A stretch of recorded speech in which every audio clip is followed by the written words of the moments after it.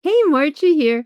May is Osteoporosis Prevention Month, and I just got back from the Interdisciplinary Symposium on Osteoporosis, where experts come from all over to talk about osteoporosis. And today, what I thought would be really helpful is to share some of the insights and some of the new things that I learned.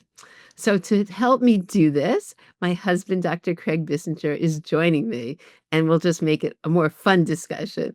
So, anyway, I'm excited for you to be here and stay tuned. Welcome, Craig, and thank you so much for joining me here today. Well, thanks for inviting me, and I'm looking forward to ask you some very interesting questions today. The first one on my list is about the new news in exercise. What's going on? Well, it was really exciting. It's always wonderful when I go to a meeting and everybody's interested in exercise. And I think that's really one of the great things about the Bone Health and Osteoporosis Foundation is that exercise is such a big component. And I think exercise has only grown in terms of physicians and everybody realizing how paramount it is when it comes to osteoporosis. So in terms of exercise, at this conference, they have the Bone Fit training, which I did that last year. And so people can come, physical therapists and even exercise instructors can come and get trained in Bone Fit. And what Bone Fit is, it's a Canadian program that they developed to really teach people to understand what exercise can do and what are the important part components of a program and how we can best teach that to others to have the greatest impact. So it's really a good program. And basically, it's a knowledge-based program. So the therapist will then take this information and use it in whatever manner they feel is best for their patient. So the point of it is it's a good program and it's a way to know if your therapist has been trained in osteoporosis. So so anyway, it's always fun to be there. And I think the important thing that I'm always reminded of is that a lot of times people will just say, okay, these exercises worked. I'm going to start doing them. And the problem is you really need to do exercises properly. If you're not in a good posture or you have something going on, tightness, or one shoulder isn't moving the way it should, or you have an issue, it's going to affect how you do the exercises. So I think people don't utilize physical therapists enough. And I think it's covered, at least in the United States, it's covered by insurance. And I always think that's the best way to start. If you can see a physical therapist, work with them even a few times just to make sure there aren't any underlying issues that need to be dealt with. And so what you can do, I always like to make tiny URLs to make things easy for people. So I did make a tinyurl.com/PT bonefit and just BONEFIT. And there you'll see a list, not really a list. You'll put your zip code in and you'll get a list of practitioners near you. And then you can see who are the physical therapists, who are the exercise instructors, but you know that they have a good background and they have the training in terms of osteoporosis. Something that made me really happy, though, is in one of the talks that was given by Dr. Gina Woods. She's a professor and the co-chief of Division of Endocrinology at UC San Diego. And she was so excited by the positive results of the Lift More study that showed significant increase in bone density with doing strength training and weightlifting, that she organized a training actually. And so now there's a center, a Nonero, which is what they took from this study. And I've talked about this many times. They took the research from Liftmore trial, and Belinda Beck in Australia decided that they wanted to see if this worked just worked in the clinic. And so then they found that it was very effective. And so they called it Onero, and now it's worldwide. And it was interesting when I first interviewed Belinda on my first summit, not my first summit, on my summit, I asked her, and there was only one instructor in the United States, and that happened to be Dr. Claudia Tomas, right near where I live, which has been so great because I've been doing it. But now they're all around the United States. I mean, there were probably four Onero instructors that were at least at this conference that I saw. And anyway, but the nice thing was that Dr. Gina Woods, she's been sending patients there and just seen such incredible results. So I think it's wonderful that this is getting into mainstream physicians and people. I just think it's going to keep expanding, and the positive results from this more intense type of exercise can be seen. But regardless, in the bone fit, there's so many pieces, even just the balance. And balance isn't just standing on one leg, it's doing dynamic balance, moving, you know, doing different things. And so anyway, so balance, strengthening, posture, all these things, and resistance training, core are so very important. And, I just think that there's resources, and that in this month, wherever you start with exercise is a win-win. And, I would just make sure for everybody listening, start somewhere. And if you don't have any, if there's nobody near you, or you could also go to choosept.com and just write in, when they ask for specialty, geriatrics or women's health, and then you can call the facility and see if they have anyone who specializes in osteoporosis. But if you don't have any of those, I also have some online programs that I've developed with other therapists to give you the basics. And I think the best one that gives all the basics is the one I did with Sherry Betts. And I made a URL of that, a tiny URL of that too. It's just tinyurl.com, osteoporosis essential exercises. But I'll have these in the show notes. But anyway, somewhere, start, make sure you're in good, make sure that you're doing things in good posture. And again, if you can see a physical therapist, I would. But I was just so excited about the emphasis on exercise, and this just keeps growing and expanding.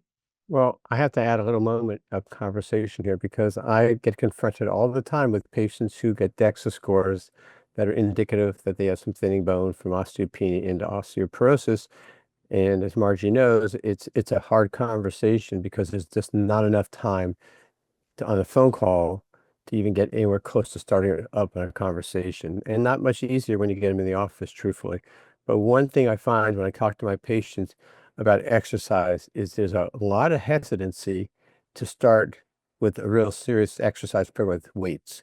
A lot of my patients say, I'm using 2-pound weights, I'm stretching, I use resistance bands, and I'm looking at them and saying, that's a wonderful start, but you need more.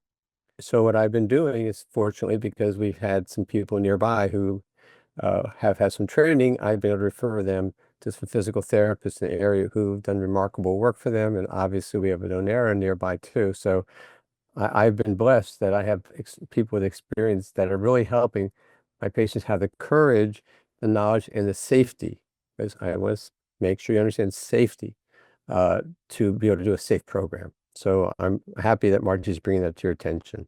Yeah, and the thing is, it's almost counterintuitive, and that's what we used to think years ago, that, "Oh, no, if your bones aren't strong, you can't lift much weight because 'cause you'll break something or fracture," but it's just the opposite. The opposite is what they found, that it is these higher weights, and we do 5 sets of 5 repetitions. So, we're doing higher weight, but we're taking rests, and we're letting the body do what it can and increase gradually. But the point is that that's what's really worked, and that's really really moved the needle, and people are improving their bone density. But the most amazing thing, it's just, and I've talked about this so much, it's so empowering. And people, aren't you seeing this with your patients? People are feeling so strong. And it's just, as I always say, a blessing in disguise, because it was this diagnosis that really made them do this different type of exercise. So, Well, I have to tell you and confess a secret. Margie got me exercising too. And so I go to the gym and she's there and I'm trying to do some lifts and she's on a bike or something and she looks at me and she starts wiggling her finger in my direction. And I'm like, uh-oh. She stops, she comes over, she corrects my posture, my lifting, whatever it is. But I'm really gracious because my back is feeling well. And honestly, um, I've improved a lot and I feel wonderful. And I love going to the gym, even though I'm probably the oldest person in this place. But we want to move on from it, Margie, because I know you mentioned at the conference, I think Dr. Wood had mentioned something about the gut. Yes, yes, I loved this, and I went over up to her afterwards, and I just said, "I love your integrative approach, and this is what's happening." So she also put up a slide showing research on gut microbiome targeted therapies for bone health and how important the gut microbiome is. So I think I'm so excited because these are conventional doctors, and I just think more and more all of this things I've talked about for years, but it's coming into the mainstream and people are realizing this makes a difference. And so it was just very positive. Now, I know at the conference you just came back from, there was a lot of this conversation about medication, but maybe you can give us a little bit of enlightenment of what you found interesting from those meetings.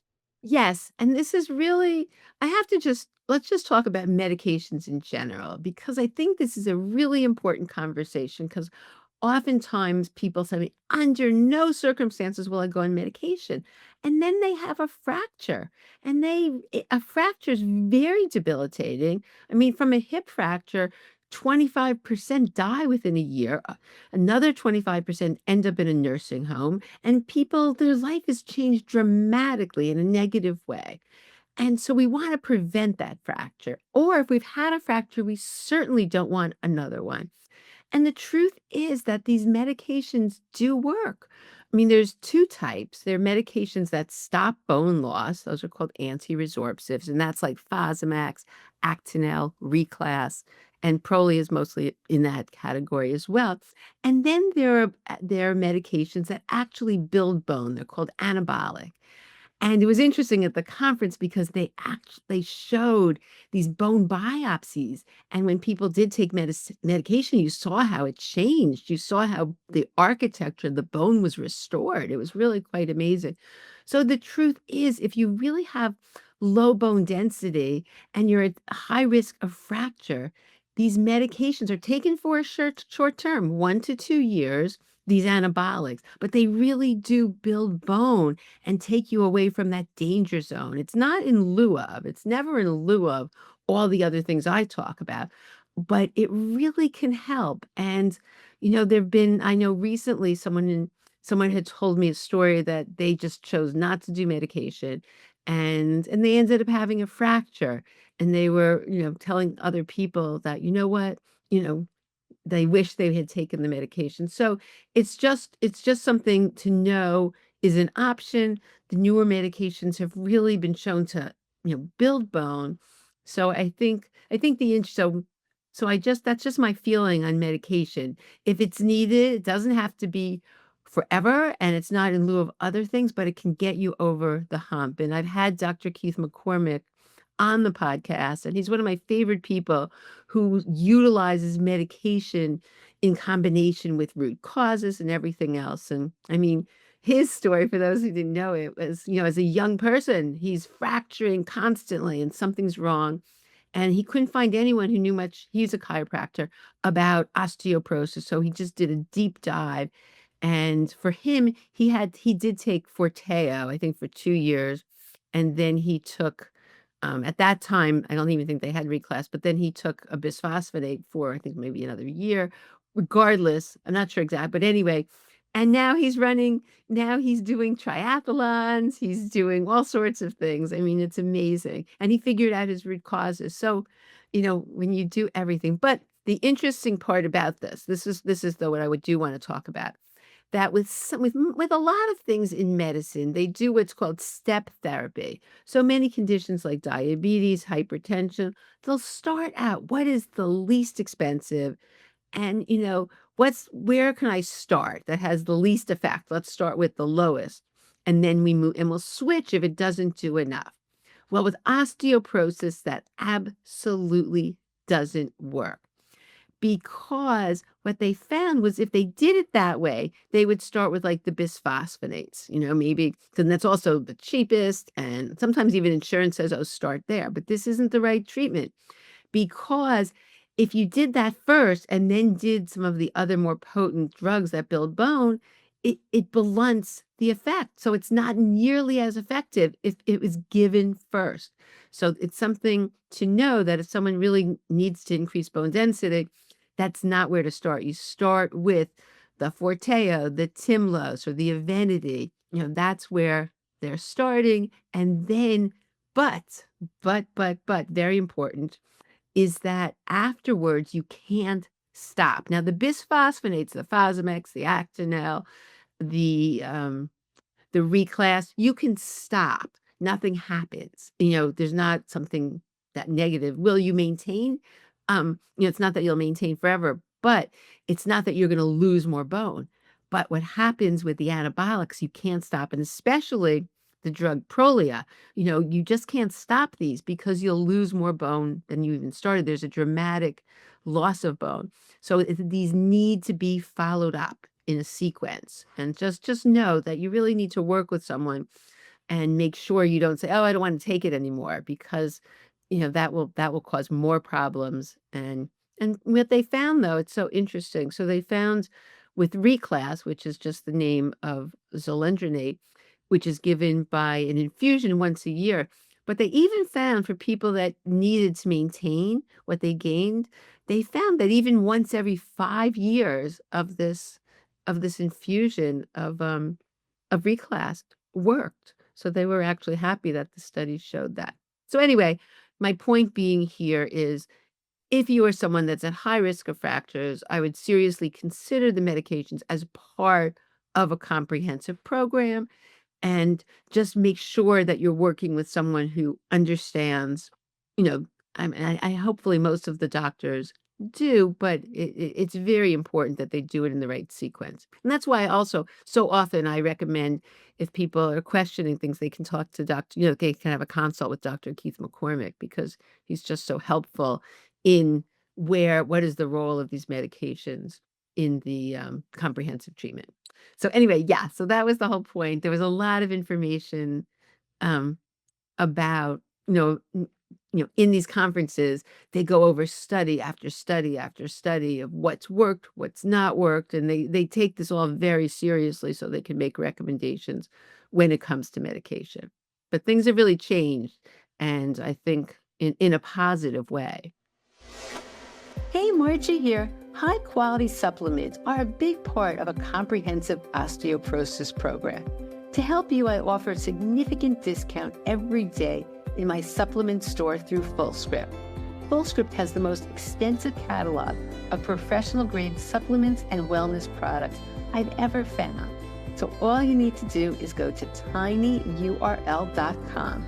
That's tinyurl.com/supplements for less. And you'll get to my FullScript store, and in there, you'll see my favorite bone building supplements. So make sure to check it out, and the link will also be in the show notes. So let's get back to the show. Well, very, very interesting conversation. Thank you for that. I know that at the meetings they're talking about more about bone density and the radius, which is a little new one on me. So can you help me out and understand a little bit about what they did and why it was important? Yeah, yeah. So Dr. Michael Lewicki, and he's the director at New Mexico Research and Osteoporosis Center. And so he did a phenomenal talk on what's new in 2025, what's been new this year. And one of the things he talked about was a study done in 2025 by Cawley, where they're using the radius, like how accurate is using the radius as a measurement of bone mineral density. And what they did find that most people that do have low bone density at the radius also have low bone density at the spine and hip. And, so it can predict, but they feel that they need more research on it. But they also found it might be overly sensitive to changes. So if you have a loss, it will show up more in the radius. So at the end of it, they said it's good to get the radius, and more needs to be done in terms of the accuracy. Um, my feeling always is that, and this is interesting because I've had numerous patients and people tell me that when they went, they only did one hip, and they were annoyed about that. And at the conference, I don't remember what speaker talked about it, but they said, as sometimes you get these as a baseline, and then as someone gets older, they may need a total hip. And what happens if that was the hip that they did? So they always like to have, both hips, the spine, and also the wrist. It's good to have the more sites. It's good to have if it's not the wrist, the distal radius, the radius. But anyway, but there was a research paper on the radius, but as he said, more research needs to be done. but it certainly is a site to be considered. And someone else, I don't remember again, I don't remember exactly who said this, but they said in terms of all, like if we look, what is the most accurate or the most useful if you're figuring out treatments, and the total hip bone mineral density, they said that was, if you had to pick one, what's the most useful, because it's very consistent in predicting both vertebral and non-vertebral fractures, less artifacts than the lumbar spine, and also they found that it was just, a little more accurate than the femoral neck. So that was their favorite. But again, you want to get all of those in terms of so he talked about some other things. Should I go on with some of the other things? Because he had a really, really great talk. Oh, and the one other quick question I want to ask was, I know when I see radius, at radius, I will not treat based on the radius by itself in an isolated version. So I think that's what you were telling me as Right, well. they said you could overtreat. If someone just treated on radius, that you could overtreat. So exactly, that's a good point. You use it in conjunction with everything else. And a lot of times they don't even do the radius, but they were suggesting that it is good to do, and definitely both hips. So I don't know where that came in, that places are just doing one hip, but Yeah. it's not a I think, all right, I thought you were also talking about some other issues with the TBS, yes, trabecular bone yes. scoring. I I was was curious about that too. Yes, I was so happy because in this talk on Dr. Lewicki was talked about, one of the things he was so happy about was the TBS and the trabecular bone score, and the research has been very positive on that. I think in 2022 it's covered by I think most insurances or Medicare, and I'm pretty sure about that.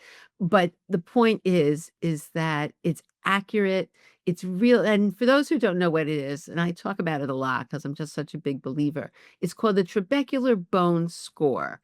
And what happens is with the DEXA is that it only measures bone quantity. It doesn't measure the quality. We don't know the architecture. So two bones that are minus 2.5, one person can fall and fracture because it's so brittle and their architecture has been disrupted, and the other could have good quality bone, just not that much, and they have no problem. So it really matters. And so, the trabecular bone score is just a wonderful way. It's a test. It's software that goes over the DEXA, and so now they have new version, and it's even going to have way more, it's going to be able to integrate with other scores. And well, the good news is I asked Dr. Hans from Switzerland, who's very involved with that, and he's one of the speakers, and he's going to come on the podcast. So we'll look at all about the TBS, but it's something that I always recommend. But people have told me it's hard to find a facility. It's hard to, and I spoke to the people there, and they said they've really changed everything on their database, and more people, more facilities are getting it in the United States. And, so I think it's already starting to be more readily available. In the show notes, I'll put down the link how to find, to find a center with the TBS. But everybody was very positive on the TBS, and it really predicted fracture risk better than just the DEXA, because it shows what's going on inside the bone. So that was really exciting that everybody was so on board with this TBS. And I think it's going to become more available, and it'll be something that we can utilize. I also heard a rumor that there's some activity on the Prolia front that you may want to tell us Yes. about. Yes. So in June, I mean, it's not that big a deal, but in June 2025, so people, they get patents on different medications. So the Prolia patent expires. So what happens now, there's something called biosimilars. And what they are, it's a biologic medication that's highly similar to and has no clinically meaningful difference than the actual drug. So now what's going to happen is that they'll be available, FDA approved, starting in June 2025. So you may see other names of things. It's the same medication, and the pharmacist can just substitute it. So just to know about that. And something else really interesting, he went over, there's numerous things on the pipeline coming up, but something I thought was really interesting was that there's an oral anabolic daily tablet. That it's in an ongoing trial. So, some of the people are injecting themselves every day, but instead they could do a tablet. So I think that's quite exciting. Stay tuned for how that trial comes up. And there are other things that happened as well in terms of his talk.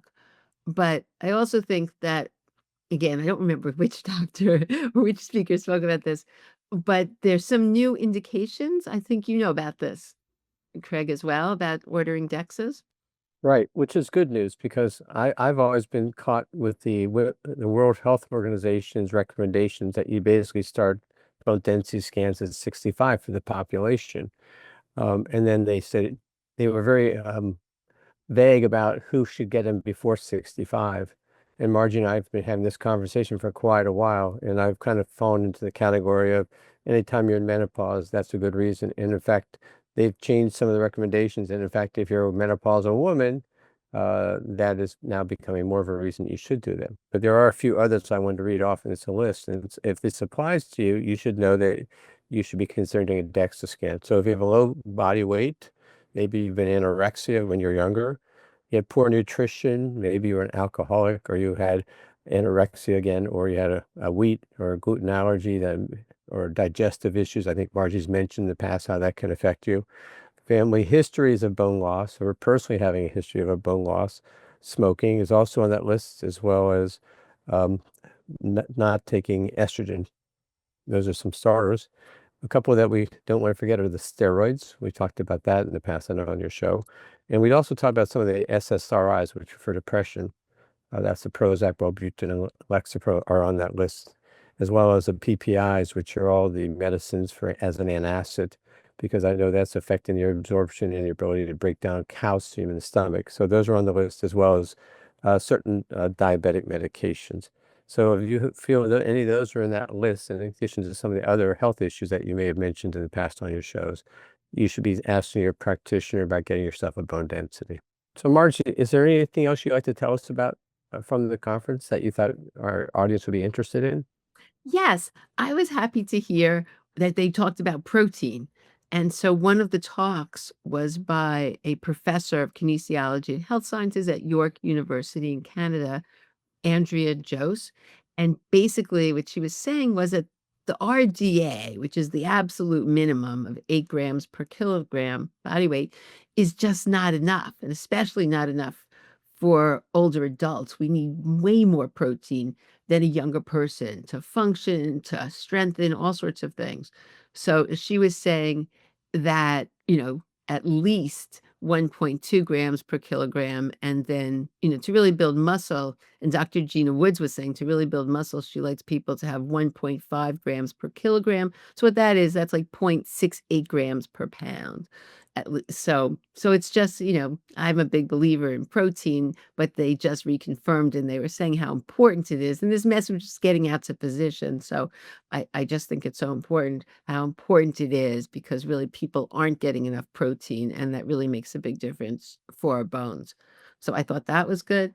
And then the other thing that I was so happy to hear, Dr. Dwight Taylor, who's the director of endocrinology, diabetes, and metabolism at the University of Missouri, was talked about non-unions.